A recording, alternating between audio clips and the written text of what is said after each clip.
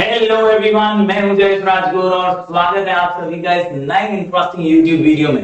दोस्तों, हम पढ़ रहे हैं क्लास 12 का ओसीएम न्यू सिलेबस और ये है chapter number 2 functions of management का लेक्चर नंबर 2। जी हां दोस्तों, पिछले वीडियो के अंदर हमने प्लानिंग फंक्शन को समझा था और जाना था कि इंपॉर्टेंस क्या है प्लानिंग का। 10 पॉइंट का आंसर था और मजेदार तरीके से शॉर्ट कोड के साथ हमने प्लानिंग के फंक्शन पढ़े। आज दोस्तों इसी कड़ी में आगे बढ़ते हुए आज हम पढ़ने जा रहे हैं अगले फंक्शन को। मैनेजमेंट का अगला फंक्शन है ऑर्गेनाइजिंग, और ऑर्गेनाइजिंग का महत्व क्या है और किस तरह से हर मैनेजर को ऑर्गेनाइजिंग के फंक्शन को बखूबी निभाना चाहिए, वो आज की वीडियो में जानेंगे। दोस्तों, अगर आप इस चैनल पर नए हैं तो जरूर से सब्सक्राइब कीजिए, बेल आइकन दबाइए, क्योंकि यहाँ आपको लगातार ऐसे ही इंफॉर्मेटिव वीडियोस मिलते रहेंगे। साथ ही साथ दोस्तों, अगर आप नए हैं तो जरूर जरूर जरूर जरूर प्लेलिस्ट सेक्शन में जाइए। यहाँ आपको ढेर सारे वीडियोस चैप्टर वाइज प्लेलिस्ट में मिल जाएंगे, तो आपकी पढ़ाई आप वहां से भी जारी रख सकते हैं। साथ ही साथ आप डीएम कर सकते हैं इंस्टाग्राम पे और फॉलो कर सकते हैं हमारे टेलीग्राम चैनल को जिसका नाम है स्काई एजुकेशन ऑफिशियल, और वहां भी आपको ढेर सारे नोट्स मिल जाएंगे। 10,000 से भी ज्यादा स्टूडेंट्स टेलीग्राम चैनल से ऑलरेडी जुड़े हुए हैं और डिस्क्रिप्शन में लिंक है सुपरस्टार बैच का। ये सुपरस्टार बैच है absolutely free for class 12 current year commerce and arts students, तो जरूर इसका भी फायदा उठाइए। चलिए आज के वीडियो को शुरू करते हैं।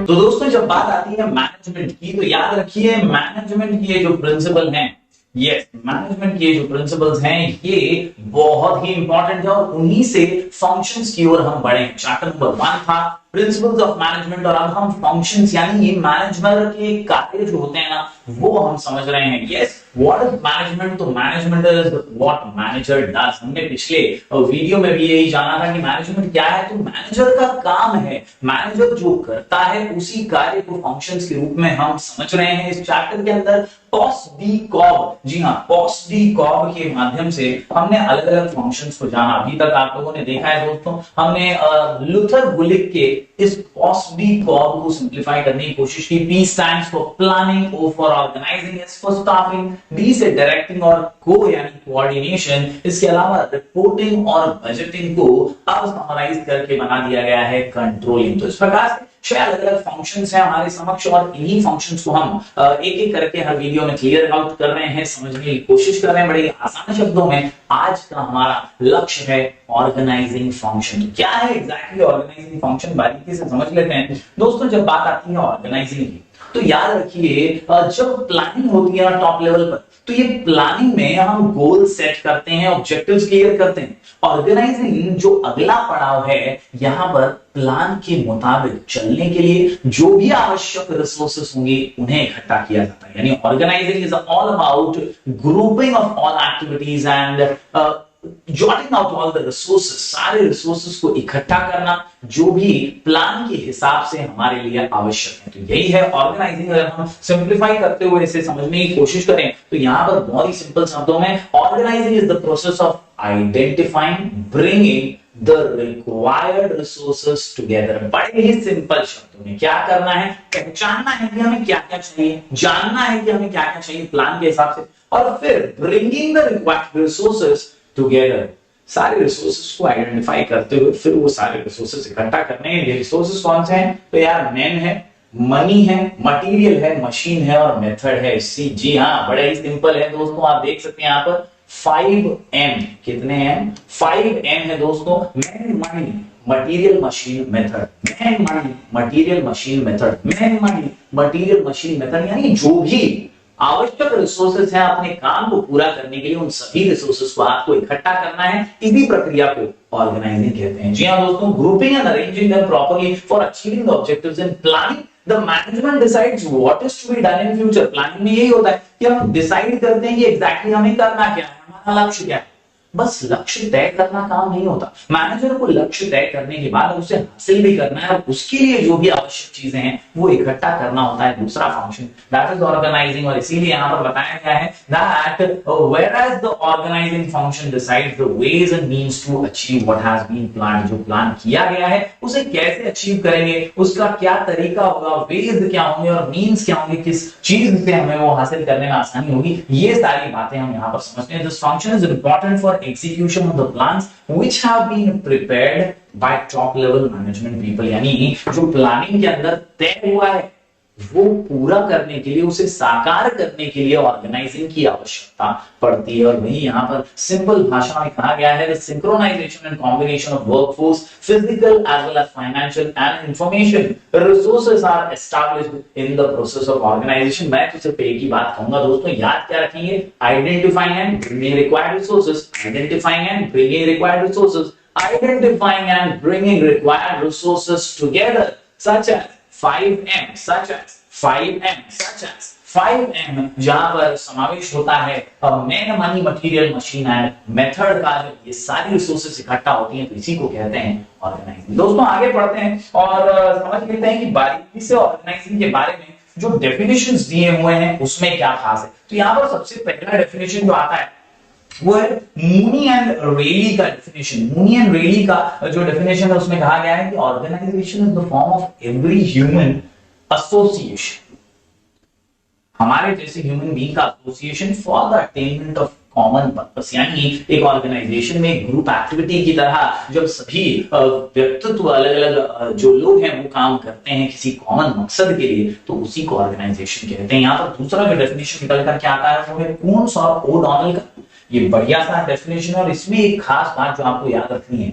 Organisation involves the grouping of activities. क्या याद रखोगे, ग्रुपिंग ऑफ एक्टिविटीज। मैंने जैसे कहा शुरुआत में, प्लानिंग में प्लान बनता है, क्या अचीव करना है वो डिसाइड होता है, और ऑर्गेनाइजिंग के अंदर आप एक्टिविटीज को ग्रुप करते हैं ताकि प्लान को अचीव कर पाए। तो याद रखिए, grouping of activities necessary to accomplish goals and plans, accomplish goals and plans, accomplish goals and plans. बड़े ही आसान शब्दों में, जी हाँ, the assignment of these activities to appropriate departments and The provision of authority, delegation and coordination। मतलब ये जो आखिरी लाइन इसमें ये बता रहा है कि हम काम का बंटवारा भी करने वाले हैं ऑर्गेनाइजिंग में ही, और रिसोर्सेज को यूज प्रॉपरली करने वाले हैं। यही दो डेफिनेशंस में कहा गया। एक और डेफिनेशन हमें मजेदार से यहाँ पर दिया गया है, मूनी, रेली और हेरोल्ड कून्स और ओडॉनल के डेफिनेशन के बाद यहाँ जो तीसरा डेफिनेशन आता है,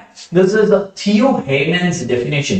और ये तीसरे डेफिनेशन में कहा गया है Organizing is the process of defining and grouping the activities। फिर एक बार यही शब्द है, देखिए, ग्रुपिंग ऑफ एक्टिविटीज, अलग अलग एक्टिविटीज को ग्रुप करना और अच्छे से उसे पूरा करना of the enterprise and establishing the authority relationships among them. यानी यार कौन क्या काम करेगा, किस तरह से आगे बढ़ेगा, किसका क्या रोल होगा ऑर्गेनाइजेशन में, ये सब ऑर्गेनाइजिंग इस प्रक्रिया के अंदर मैनेजमेंट को अच्छे से करना होता है।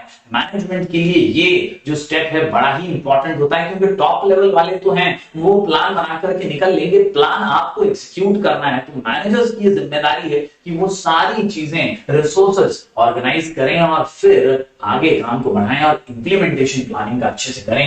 Yes, the organising function, the manager defines, departmentalises and assigns activities so that they can be most effectively executed. यानी यार जो प्लान बना है उसके अकॉर्डिंग काम करना ही होता है ऑर्गेनाइजिंग। उम्मीद करता हूं दोस्तों तीनों ही डेफिनेशन आप समझ पाए होंगे। तीनों में से कोई भी एक डेफिनेशन आपको याद करना है, ज्यादा टेंशन वाली बात नहीं है। अच्छे से आंसर को बोर्ड एग्जाम में प्रेजेंट करने के लिए आपको एक छोटा सा इंट्रो लिखना है, डेफिनेशन लिखना है और फिर इंपॉर्टेंस ऑफ ऑर्गेनाइजिंग समझ लेना है और लिखना है अच्छे से। 10 पॉइंट का आंसर है, हालांकि 10 पॉइंट पूरे आपको बोर्ड एग्जाम में नहीं लिखने होते, 6-7 पॉइंट्स के लिए ही ये आंसर पूछे जाते हैं। लेकिन दोस्तों मेरी एडवाइस होती है कि 10 पॉइंट पूरे लिखने का, अच्छे से पढ़ के लिखने का, और अपना शॉर्ट कोड जो है वो जबरदस्त है, आपको याद रखने के लिए, लिख करके प्रैक्टिस करने के लिए एकदम आसानी प्रोवाइड करेगा। तो चलिए शुरू करते हैं आज का आंसर, इंपॉर्टेंस ऑफ ऑर्गेनाइजिंग। जी हाँ, इंपॉर्टेंस ऑफ ऑर्गेनाइजिंग की चलिए करते हैं शुरुआत। यहां पर मैं आपको बता दूं दोस्तों,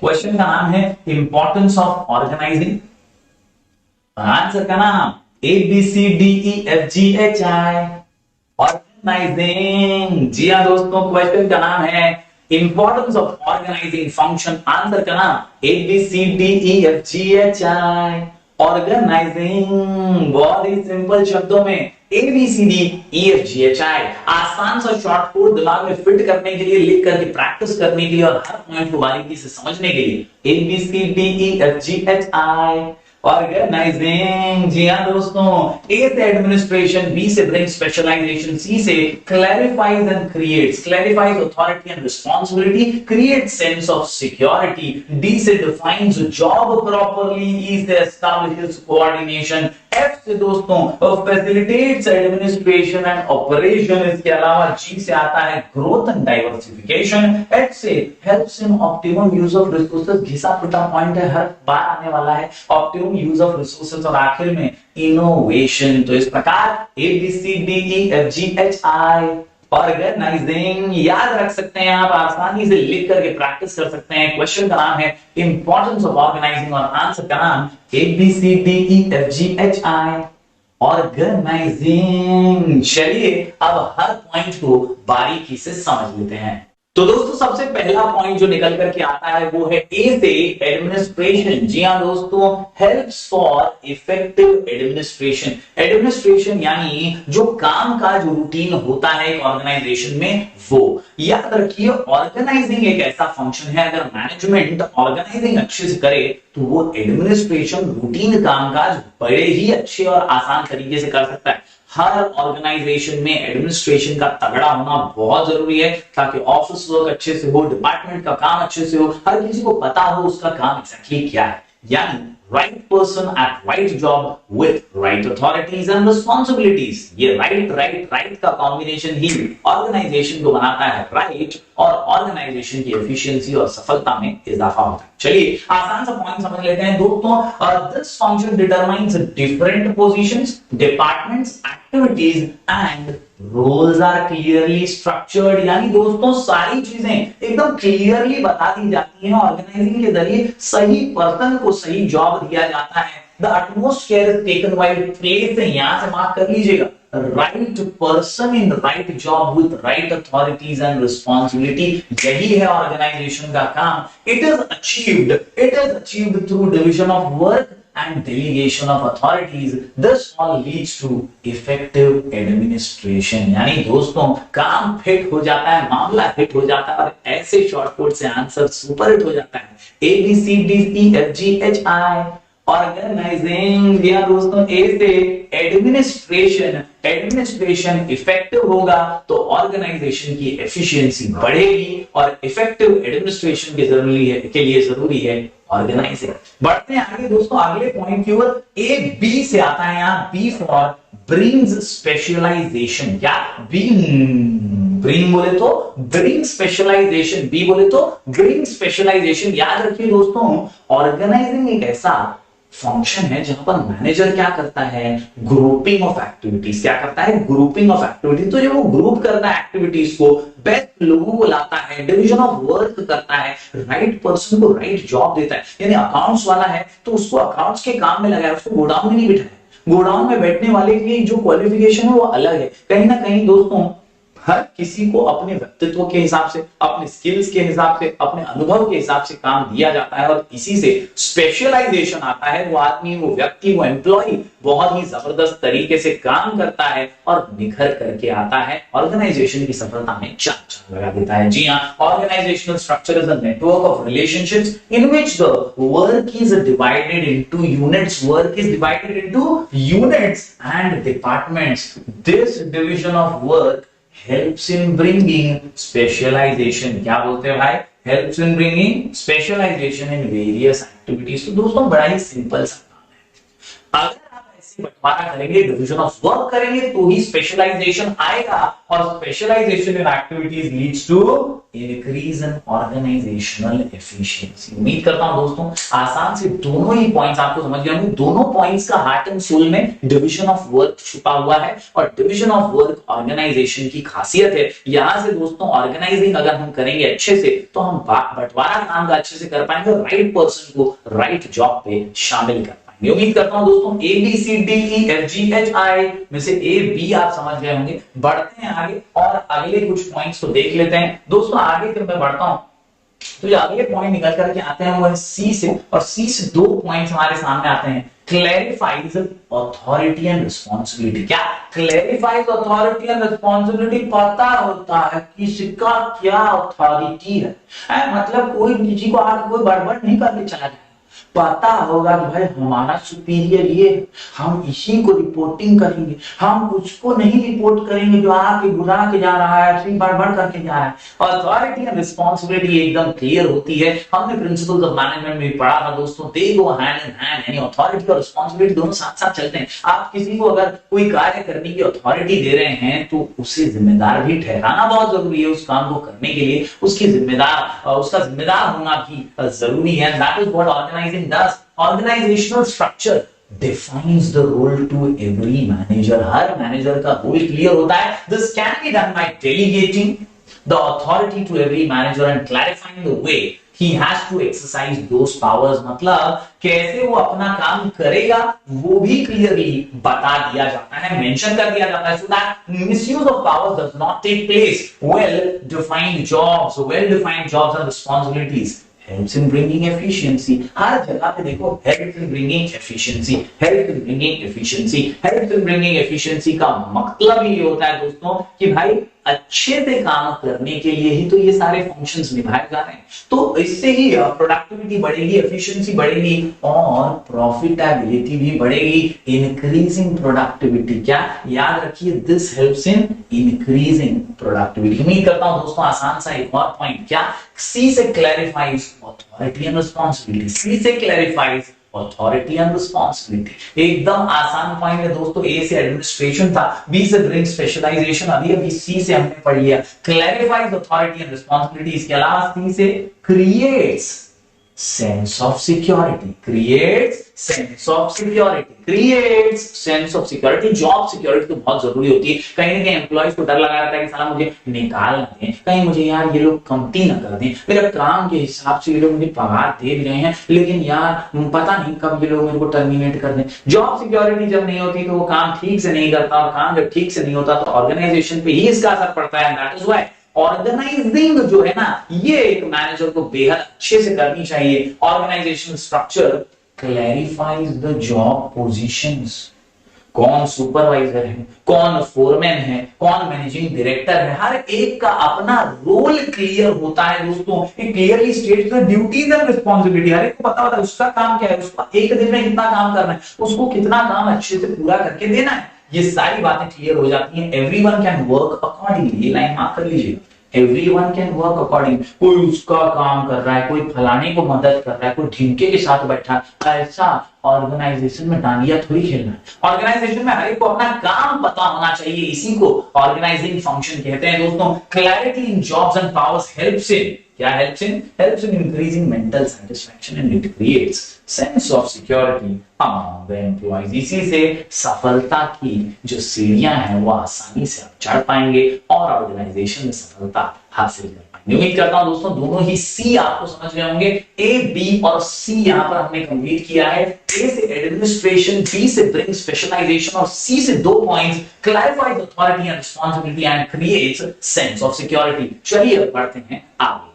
तो दोस्तों अगला पॉइंट जो निकल करके आता है वो है डी से डिफाइंस जॉब प्रॉपर्ली। और ये देखिए सारे पॉइंट्स कहीं ना कहीं आपको सिमिलर साउंड जरूर कर रहे होंगे, लेकिन बारीकी से अगर आप समझने की कोशिश करेंगे तो यार हर चीज की क्लैरिटी इन फंक्शंस के जरिए मिलती है। ऑर्गेनाइजिंग ये ऐसा फंक्शन है मैनेजर का जो यार जॉब क्लैरिटी दे देता है। एकदम पता चल जाता है कि यार जॉब में एक्चुअली में करना क्या है और आपका कार्य कितना महत्वपूर्ण है, वो एम्प्लॉय को समझाने का काम करता है। Organisational structure helps in putting right men on right job, which can be done by selecting people for various departments according to their qualification, skill and experience. Qualification, skill and experience. मतलब चुनो तो ऐसा चुनो कि यार चुना जबरदस्त है। याद रखिए दोस्तों, कंपनी का काम फिट, मामला हिट, सुपर हिट तभी होगा जब काम करने वाले एम्प्लॉय जबरदस्त होंगे। और ये चुनाव आपको अच्छे से करना है, क्योंकि ऑर्गेनाइजिंग में आप क्या करते हैं, आप रिसोर्सेज इकट्ठा कर रहे हैं। प्लान बनाने वाले हैं तो प्लान बना दिया, अब वो प्लान को एग्जीक्यूट आपको करना है, तो वैसे लोग आपको लगेंगे। तो आपको जो लोग चाहिए प्लान के अकॉर्डिंग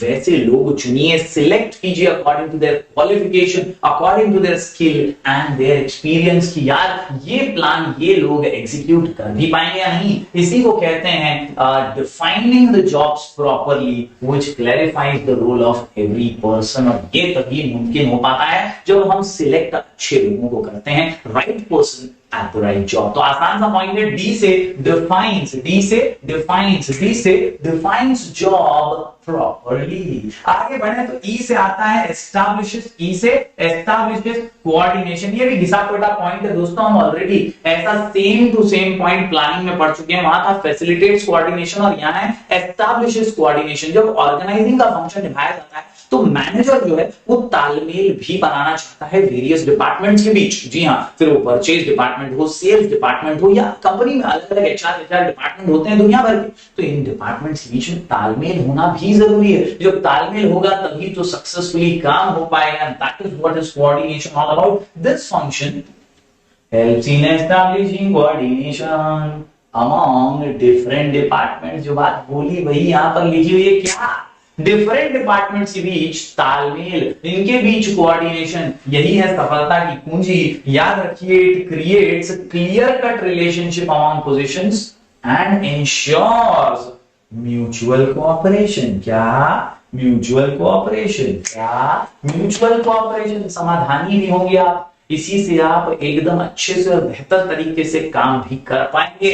याद रखिए, कोऑर्डिनेशन और synchronisation between all departments and different level of managers is important for smooth functioning of organisational activities. यानी सारे एक्टिविटीज अगर अच्छे से करने हैं तो तालमेल होना जरूरी है। परचेज वाले को पता ही नहीं सेल्स वाले ने कितना सामान बेच दिया, और खरीद लेगा तो प्रॉब्लम हो जाएगी। कहीं ना कहीं सेल्स हो गया है या नहीं ये परचेज वाले को भी पता होना चाहिए, ताकि वो time to time timely purchases करता रहे। इस प्रकार अगर तालमेल होगा तभी ऑर्गेनाइजेशन की सारी एक्टिविटीज अच्छे से चल पाएंगी। तो उम्मीद करता हूं दोस्तों और दो पॉइंट्स आप समझ गए होंगे। यहाँ पर डी से डिफाइंस जॉब और ई से एस्टैब्लिशेस कोऑर्डिनेशन, ई से एस्टैब्लिशेस कोऑर्डिनेशन। बढ़ते हैं दोस्तों आगे, ABCDEFGHI ऑर्गेनाइजिंग। यहां पर दोस्तों अगला पॉइंट है एफ से facilitates administration as well as operation. हमने ए फॉर एडमिनिस्ट्रेशन तो पहले ही पॉइंट में देखा, यहां पर बता रहा है कि यार एडमिनिस्ट्रेशन तो अच्छे से करता है, ऑपरेशनल एक्टिविटीज भी अच्छे से होती है, यानी एग्जीक्यूशन करने में भी यही मैनेजिंग का फंक्शन जो है ऑर्गेनाइजिंग नाम का मदद करता है बेहद। जी हाँ दोस्तों, याद रखिए, बड़े ही सिंपल से शब्दों में कहा गया है, it is the process which leads to identify and group the activities। शुरुआत में ही पढ़ा हमने, grouping and assigning the activities is the task of administration, whereas processing करना और काम अच्छे से आगे बढ़ाना इट इज ऑपरेशनल एक्टिविटी। यार मैंने किसी को काम दे दिया कि भाई तुझे ना अटेंडेंस लेना है क्लास का, अब वो अटेंडेंस ले भी रहा है या नहीं, रजिस्टर में टिक मार्क कर भी रहा है या नहीं, ये काम है ऑपरेशनल एक्टिविटी। जी हाँ, thus organizing facilitates administration as well as operation of the organization due to proper grouping of the task and employees। There is increase in production and reduction in wastage। तो आसानी से wastage को कम किया जा सकता है और बेहतर तालमेल के साथ जबरदस्त कामकाज हो सकता है। इसी को कहते हैं facilitates administration as well as operation, यानी दोनों ही चीजों में मदद करता है, एडमिनिस्ट्रेशन में भी ऑपरेशन में भी। Organisation helps in administration as well as operational activities. उम्मीद करता हूं एक और पॉइंट यहां पर आप समझ गए होंगे इजीली। दोस्तों इन्हीं प्रकार के अलग अलग पॉइंट्स हैं और ओन वर्ड्स में आप आसानी से आंसर्स को फ्रेम कीजिए, और ये जो आंसर है ये हमारे शॉर्ट कोड के साथ जबरदस्त बन जाता है, ABCDEFGHI ऑर्गेनाइजिंग। बढ़ते हैं अगले पॉइंट की ओर, यहां जी से आता है ग्रोथ एंड डाइवर्सिफिकेशन। दोस्तों हर ऑर्गेनाइजेशन का ये सपना होता है कि वो ग्रो करे, प्रॉफिटेबिलिटी बढ़े, इंक्रीज हो उसके ब्रांचेस, अलग अलग जगहों में फ्रेंचाइज खुले, एक्सपेंशन हो, डाइवर्सिफिकेशन हो। डाइवर्सिफिकेशन मतलब आज हम बैग्स मैन्युफैक्चर कर रहे हैं तो कल हम लोग यार शूज मैन्युफैक्चरिंग भी करें, हम अलग अलग चीजों का प्रोडक्शन कर पाए, ये होता है डाइवर्सिफिकेशन। एक सिंगल चेन से दूसरे चेन पर भी हम पहुंच पाए, ये जो अलग अलग चीजें हैं ना, ये पॉसिबल है अच्छे ऑर्गेनाइजिंग से ही। अगर मैनेजमेंट के सारे फंक्शंस अच्छे से निभाए जाएं तभी तो आप ग्रो कर पाएंगे, प्रॉफिट्स को बढ़ा पाएंगे, मुनाफा बढ़ेगा तो ग्रोथ होगी, ब्रांचेस बढ़ेंगी और इसी से आप सफलता की सीढ़ियां चढ़ पाएंगे, डाइवर्सिफाई कर पाएंगे और अलग अलग टाइप के बिजनेस कर पाएंगे। टाटा को देखिए, बिरला को देखिए, अंबानी को देखिए, दोस्तों देश की धरोहर है ये, और ये डाइवर्सिफिकेशन और ग्रोथ से ही तो आगे बढ़े हैं। इसका मतलब यही है कि इन्होंने सारे मैनेजमेंट के फंक्शंस को अच्छी तरह से निभाया है, तभी जाकर ये इतना ग्रोथ और डाइवर्सिफिकेशन कर पाए हैं। बहुत ही सिंपल सा पॉइंट दोस्तों, the growth of every organisation depends on its smooth and efficient functioning. Growth तभी होगा जब फंक्शनिंग एफिशिएंट है, clearly defined roles and responsibility, coordination among all levels of management, personnel and use of appropriate control techniques brings efficiency at work। यानी अगर आप सारे कामों को अच्छे से करेंगे, right person at right job, perfect authority and responsibility, delegation proper किया गया है, सारी चीजें परफेक्टली हो रही हैं, तो ग्रोथ और एक्सपांशन, ग्रोथ और डाइवर्सिफिकेशन कोई नहीं रोक सकता। बस यही इस पॉइंट समझाना चाहता है कि भाई अपना जो ऑर्गेनाइजिंग फंक्शन है, it is helpful for growth and diversification. This is possible only when the organization structure is well defined। तो यहाँ पर A B C D E F G का ग्रोथ हमने कंप्लीट कर लिया। बात करें अगले पॉइंट की, तो ये घिसा पिटा पॉइंट है, ये आपको बाय हार्ट कर लेना है। ये हर फंक्शन में आने वाला है। क्या? Helps in optimum use of resources, helps in optimum use of resources. Helps in optimum use of resources मतलब यार मैनेजर का काम ही है कि रिसोर्स को वेस्ट होने ना दे, वो रिड्यूस करे वेस्टेज को और एफिशिएंटली सारे रिसोर्सेज को प्रॉपर्ली इस्तेमाल करे। यानी कोई मशीन अगर 100 किलो का प्रोडक्शन कर रही है तो उसमें से 100 किलो प्रोडक्शन होना चाहिए, ये देखना मैनेजमेंट के फंक्शन का काम है। अगर उसमें से 70 किलो, 60 किलो, 50 किलो ही प्रोडक्शन हो रहा है, मतलब उसमें वेस्टेज बहुत हो रहा है। कहीं ना कहीं इस वेस्टेज को रोकना है, रिड्यूस करना है और एफिशिएंसी को बढ़ाते हुए मैक्सिमाइज करना है अपने प्रोडक्शन को। यही मकसद है और यही मतलब है ऑप्टिमम यूज ऑफ रिसोर्सेस का। जे तुमच्याकडे उपलब्ध आहे त्यालाच चांगल्याने वापरा आणि त्यालाच म्हणतात ऑप्टिमम युटिलायझेशन ऑफ रिसोर्सेस।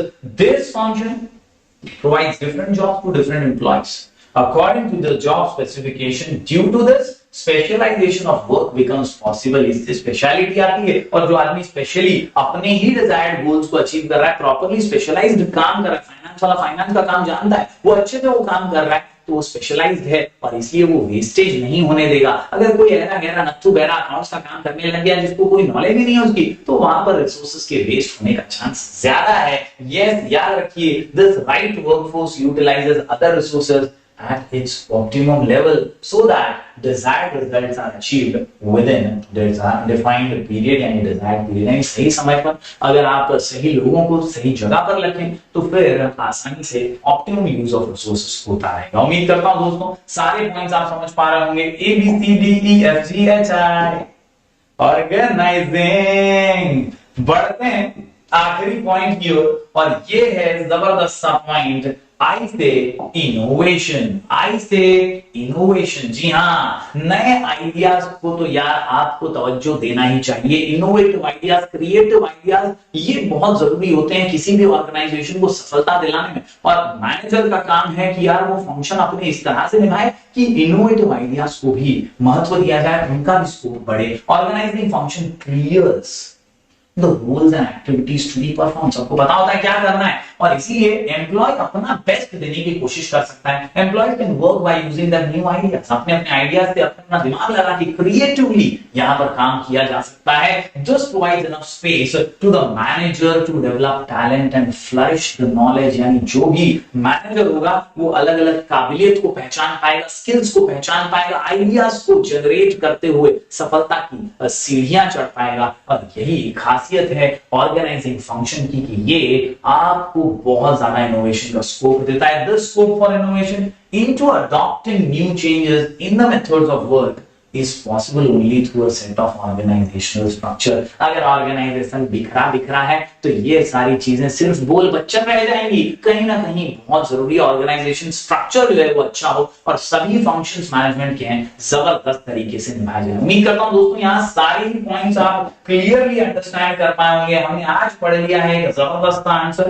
जी हाँ, chapter number 2 functions of management का इंपॉर्टेंट आंसर, क्वेश्चन का नाम इंपॉर्टेंस ऑफ ऑर्गेनाइजिंग और आंसर का नाम ABCDEFGHI ऑर्गेनाइजिंग। जी हाँ दोस्तों, ABCDEFGHI ऑर्गेनाइजिंग। यहां पर A से एडमिनिस्ट्रेशन, ब्रिंग स्पेशलाइजेशन B से, C से 2 points, clarifies authority and responsibility, C से create sense of security, D से डिफाइंस जॉब प्रॉपर्ली और E से एस्टैब्लिशेस कोऑर्डिनेशन।